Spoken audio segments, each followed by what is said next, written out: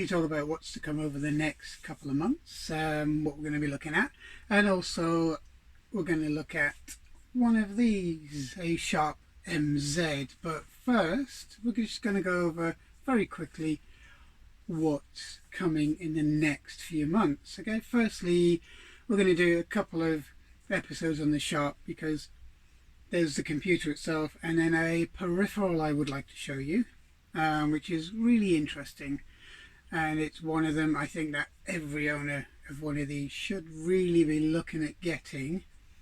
And we're also then going to look at the, I don't know if you can just about see it in shot, the Atari Mega, and have a look at that and see what that was all about.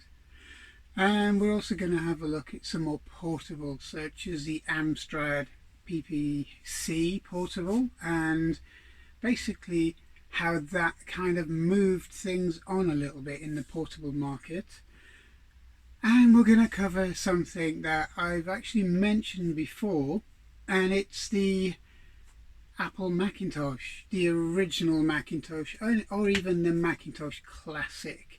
So I was not a big fan, but it does deserve a mention as a retro computer, and a computer that arguably kind of set Apple on its way.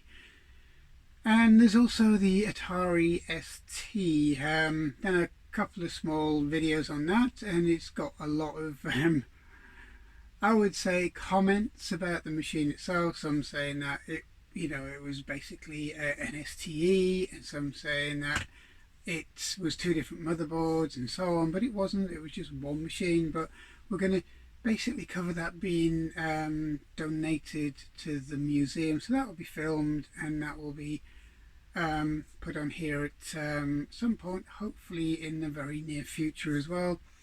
And also hopefully we'll see the prototype, the second machine that I think was either a prototype or a very, very good modification of an ST. But there are two out there, so it would be nice to see them side by side. And there's more coverage of the Dragon 32. It tends to get forgotten a little bit, and that's something I would like to cover as well. So there's quite a bit to do, but today we're going to concentrate on the Sharp MZ, the Sharp MZ 700. By all definition of how popular the machine was, and it was a market success, it was incredibly popular, and that is quite at odds to where the machine was placed, because it was quite an expensive machine. It was very well built, and it had a few peculiarities which we'll cover in a moment. But the MZ to me was always a curiosity. It kind of reminds me of a Texas TI 99 4A in the kind of similar way it looks, but it's quite a curious machine. I mean, the machine is a Z80 compatible Sharp processor. It's run at 3.5 megahertz. It has a full travel keyboard, as you can see from here, and it's this one's a working machine, but it hasn't been restored yet, so that's something else we may cover in the future. Okay, it only has 2K of ROM, and we'll cover why that is in a little while. But it has a few options like your built-in cassette drive. It also had the option for a built-in printer, and it's quite a basic machine. For average price of about $399 to $420. There was a cheaper model out around about the £240–250 mark, but it didn't include your cassette player, and it expected to use an external one, which didn't quite work, and we'll come to that shortly as well. But it's quite a robust and well built machine. Okay. It had a single channel sound generator, and it covered 3 octaves, and it wasn't even in the league of the sound chip that was used in your Texas Instruments or your Sinclair Spectrum Plus 2 and Plus 3, or nowhere near what the Commodore VIC-20 and the Commodore 64 was able to do. But I quite like this machine. I mean, it's taken us a while to really come around to buying one, because I remember seeing them on the shelf in shops and they were very expensive when you consider a, Sinclair ZX81 was under £200 and this was 2.5 times as much, and there didn't seem much to warrant it because it didn't have any real graphics modes as such. It relied on character graphics mostly. Didn't have a built-in basic. It relied on new loading basic, and it wasn't particularly fast either. It was characters of 50 by 80.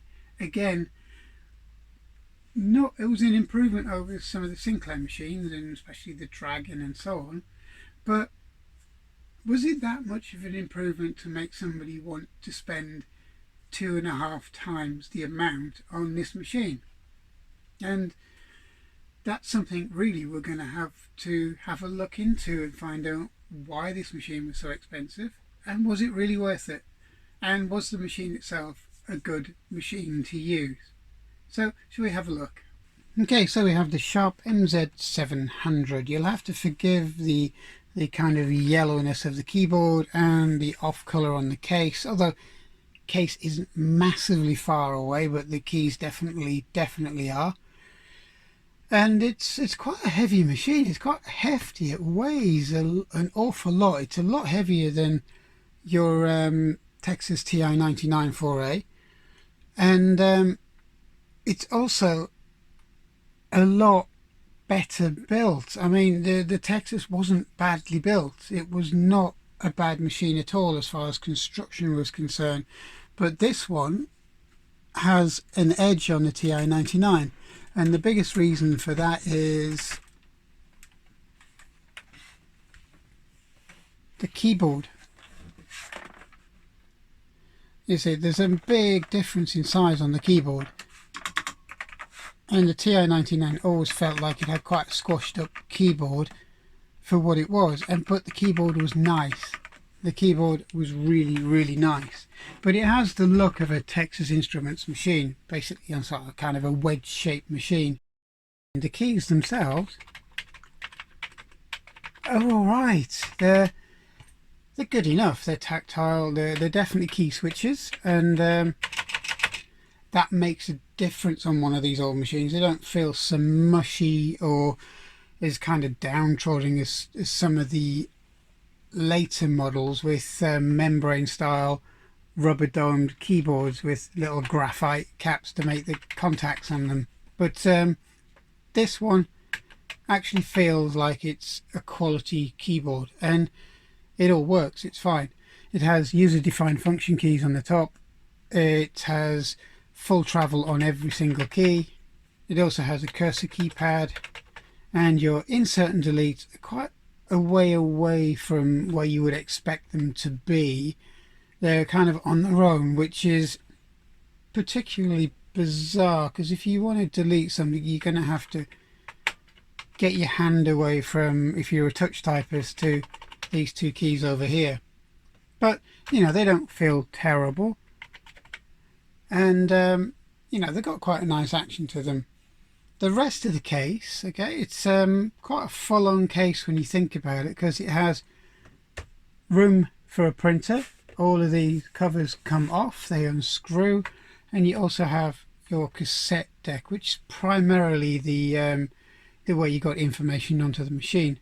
Now, cassette deck's fully functional on this, and it's removable. I've taken the screws out so you can have a look. It's completely removable, and it's connected by this small ribbon cable, and it's only 5 volts, so it's not massively power hungry, but it's very well built. It's all self-contained. If you just took the pinouts off of here and then plug this into an amplifier, it would be fine. It would play. It's keys on it are very well built. They don't feel tight or horrible to use, and it's quite a nice little unit on its own. So plugs into here and it just slides on the top. Well, if you got the basic model, this would be blanked off, so you wouldn't have that cassette player at all. Now, other than that, the machine is what you see here. It's quite a chunky, usable, more professional looking machine than most of the machines that were out there. The only downside of this machine, it's quite a chunky case, but you can't really stand anything on the top of it like you could on maybe a Dragon 32, where you could stand a small monitor on the top. You can't actually do this on this machine at all. So all of the space at the back is actually taken up by electronics and peripherals. It keeps it a nice neat all-in-one unit though, and less cables hanging out the back of it. Now, turning the machine around, you can have a look at the ports that are on the machine. You have quite a number of video outputs on this. You have composite output as well. You have black and white, which is mono as well, so you have full color or mono on this machine. You also have a standard RF port, which is quite handy if you're using this on a TV. You've got read and write ports for loading and saving from an external cassette. You have a blanked off bay, which I've never actually seen anything use that. Got a reset and a volume, because it's got a built-in speaker and a built-in amplifier. You'll have to forgive the missing screws out of it, because I've taken them out to swap and change things later on. And you've also got this really strange kind of earthing braid on here, which is quite unusual for one of these machines. Plus your power, and then right at the end your standard on-off switch. Now, one of the main things that you probably have noticed is an RGB out, and your RGB out is unusual really for a machine with all these video options, but it works, and it works really well. I mean, you basically RF, which is quite a clear picture on this, but you're best using the composite out or the video out on this, because it will either give a very, very crisp color picture or a very, very crisp black and white mono picture. So it's depending on what you're using the composite out or the video output for. But it's quite well endowed as far as ports are concerned, and it's got a lot more user ports and output on it than a lot of other machines of the time. So back to the machine itself. As I say, it's quite a nice chunky machine, and but it's fairly limited. The ROM size is only 2, but you load your language from cassette, which could be basic or whichever language you wanted to use on this machine. It has a very small amount of video RAM, just 2 kilobytes, and it's not bad as far as colours are concerned, because it's 8 colours per character, and then you've also got your 8 background colours on it, so kind of mix and match between foreground and background colours, so 8 on each, which isn't bad, which is a lot of machines couldn't particularly do that. I think the Commodore VIC and the Commodore 64 could actually do that, but not massive amount of machines had that kind of mix with foreground and background colours where you could use all 8 colours, but this was one of them. Okay, so just recap of the ports: 1 RF, 1 composite, RGB, 1 tape in and out, and you've got your Z80 bus. Basically it on the whole machine. Now the use of the Sharp processor was quite odd, but I suppose if you're manufacturing your own chips, then it's not a bad thing to do. But using a Sharp LH0080A, which is a Z80 compatible processor, it seems a little strange when you consider how cheap and cheerful the Z80 was at the time, and how much they were banking on selling a lot of Z80 compatible based machines. So again, I guess it was cutting a little bit of cost out of the machine when they were building them, because they didn't only build the 700, they built the 80K and so on, and then onto the later models, which was the 800, and they kind of sold fairly well right around the world. So I'm guessing, you know, even if it was a pound or two cheaper at the time to produce your own, then that all added up in quantities of 1 million or so machines. So that kind of makes sense. Now there's one thing we're just going to do is power the machine on. So the first thing you notice is you're greeted with a blue screen. It's called a monitor screen.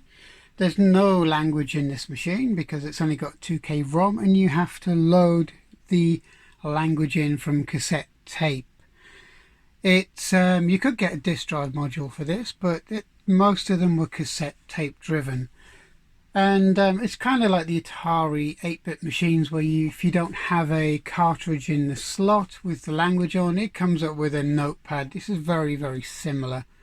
And so we're going to just load in something from cassette tape, a small game, just to give you an idea of what the kind of graphics and sound were like on this machine.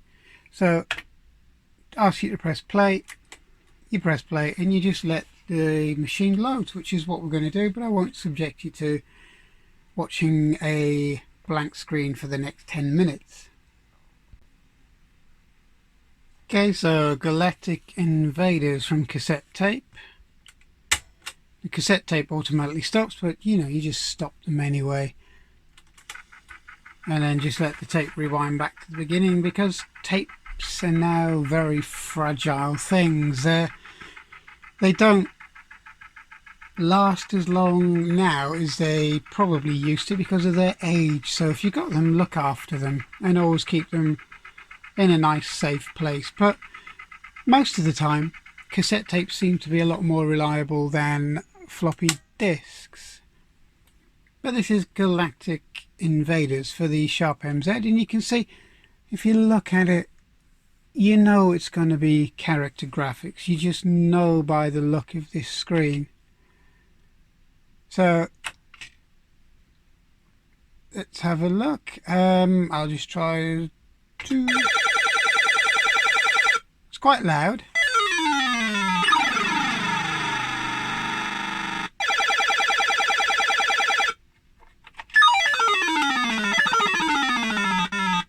And as you can see,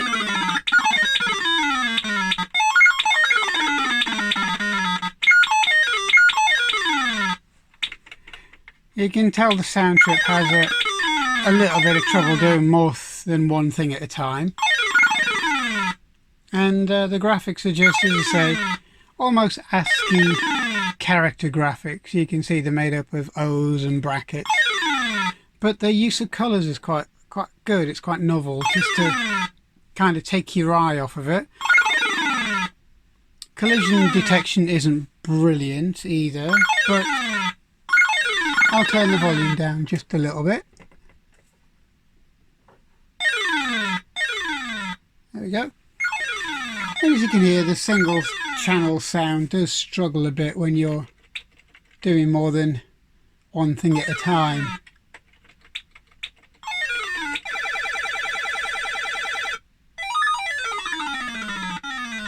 It's kind of almost Spectrum-like in a way with some of the sounds that it uses on it. I'll just turn this volume off. And as you can see, it's not too bad. It's kind of... The graphics are kind of almost ZX81-like with colour.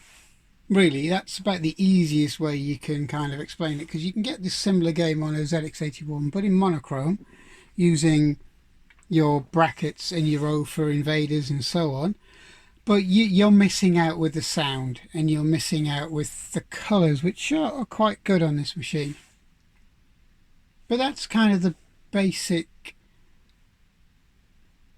machine level games that you're going to get on one of these machines. They're still very playable, they're still very quick. So what most people will kind of be a little bit put off by is the tapes. Cassette tapes tend to be unreliable and you don't know what you're buying, but there are a number of alternatives out there which we'll cover in the next episode. Now, the Sharp MZ, it was brought out in Japan in 1982 and in this country and in Europe in 1983. Now, as much as I like this machine, you can't help kind of comparing it to the machines that were about at that time, because you had the Commodore VIC-20, far superior in sound, basically far superior in the amount of software that you could get with it, far superior in just about most of the usual ways of using the machine that would have been out there. This had a lot more memory.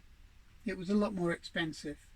It had a built-in cassette drive where this had an external one, but the data set on this was massively reliable. The cassette drive on this was strange to say the least. If you had software that was written and recorded for this machine, it would work perfect every time on this cassette deck. If you had a machine with an external cassette drive and you saved some software and then you wanted to load your program back on another one of these, it wouldn't work. It seemed to be the fact that if you saved data on an external drive, cassette tape, it would generally only work on this machine or the machine you saved it on. If you try playing that tape back through a machine with an internal tape drive, like similar to what's on this machine, it wouldn't work at all. So there were a few issues with it, but generally mass-produced software for the internal drive rather, was fine. Now, you then have to compare it with this ZX Spectrum, the Sinclair Spectrum. Single channel sound, not really that much dissimilar, apart from it's got a better amplifier and it does sound a little bit better. A chiclet keyboard as against a proper keyboard, 48K 864, but it has built-in BASIC. It has quite a large ROM with all the commands set and BASIC built in. This one doesn't. The amount of software and peripherals for this machine was just, in comparison to any other machine in reality at the time, was way ahead. So it kind of won hands down. The only downside was its kind of keyboard, really, for more serious use. It also had proper graphics. It didn't just rely on definable character graphics. So again, on the graphic stakes, this won hands down. The ZX81 kind of was in the same line as this. If you had a ZX81, even with monochrome, with 64K RAM pack and a decent keyboard attached to it, you'd basically have all of the capability of what this could really do, apart from the colour obviously. But ZX81 with its character graphics, it has the same processor, it runs at the same speeds, the games play much in the same way because it's virtually character driven games on there. There's no specialized graphics. You have color and sound on this, which this one doesn't, but kind of very similar in their concept. But out of all of these, the only two that you would really try to pick for more serious use would have been these two. Memory expander on the VIC-20 would have brought it into line with this one as far as productivity is concerned. Now, this machine was all about productivity originally, and if we have a look at this copy of this manual, you'll see this machine was aimed at a very similar market as the Commodore VIC-20. It was very, very user friendly, and it was meant to make programming fun and easy and more accessible.